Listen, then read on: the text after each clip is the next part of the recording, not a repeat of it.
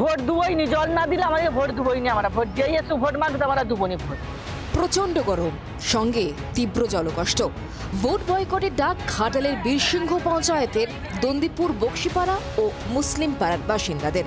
6 মাস ধরে পানীয় জলের সংকটে ভুগছেন তারা, জানিয়েছেন সকলকে, তবে কাজ হচ্ছে না বলে অভিযোগ। এমনকি বলেছেন স্থানীয় সাংসদ দেবকেও, কিন্তু কাজ কই?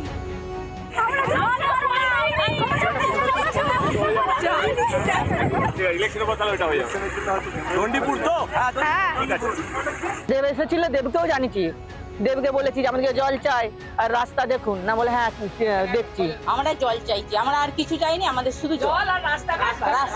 আর আমাদের এই যে সামনের রাস্তা এতখানি করে চলা যায়নি, বলছে বাগিয়ে দেবো। দেবকেও বলেছি যে আমাদের রাস্তা বাগিয়ে দিতে হবে, সে বলছে সব করে দেবো, সব করে দেবো। কয়েকদিন আগে এলাকায় প্রচারে গিয়েছিলেন ঘাটালের তৃণমূল প্রার্থী দীপক অধিকারী ওরফে দেব। তার গাড়ি থামিয়েও মহিলারা পানীয় জলে দাবি করেন।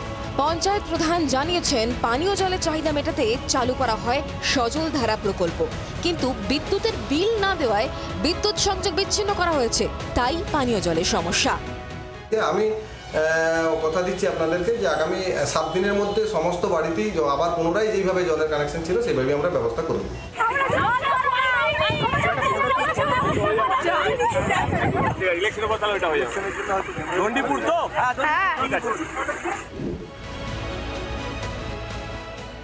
তো কি বলবেন বলুন, জল নেই, রক্তের কোনো রাখার কোনো ব্যবস্থা নেই, প্রসেস করার জায়গা নেই, হাসপাতালে বেড আছে, তলায় ছাড়পোকা, ইঁদুর, বিড়াল ঘুরে বেড়াচ্ছে।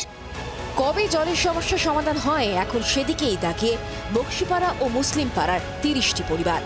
ক্যামেরায় বাবলু সাঁতরার সঙ্গে চম্পক দত্তের রিপোর্ট, জি 24 ঘন্টা। বাংলার আওয়াজ, বাঙালির আবেগ, জি 24 ঘন্টা।